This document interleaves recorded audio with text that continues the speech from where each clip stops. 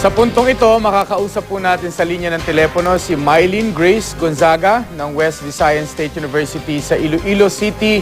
Isa po siya sa dalawang nag-top 2 sa June 2013 Nursing Licensure Exam. Magandang hapon at congratulations, Mylene.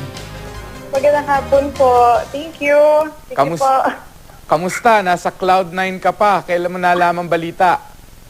Opo, kanina pong umaga.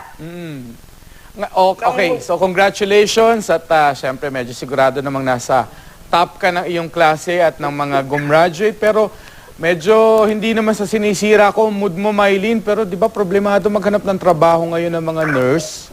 Opo nga eh. Oh. Ay, dahil top 2 ka, anong masasabi mo? Sigurado kang may trabaho agad?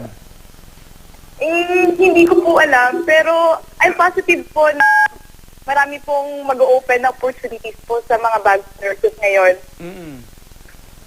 Mylene, Yes po. may papangako mo ba on national TV na sa bansa ka muna, sa Pilipinas ka muna magsisilbi bago ka mag-abroad?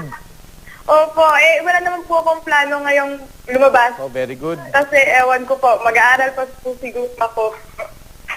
So ano, bakasyon ka muna, papahinga muna o apply agad ng trabaho? Bakasyon po muna kasi hectic po yung naging review namin nung last summer. So, bawi po ng bakasyon ngayon. Oo, relax naman muna, no? Opo. Sige, good luck sa iyo, Grace, sa iyong paghahanap ng trabaho at sana'y makatulong ka sa bansa mo. Salamat Congratulations. po. Thank you po. Okay, maraming salamat. Si Mylene Grace Gonzaga po yun, top 2 sa June 2013 Nurse Licensure Exam.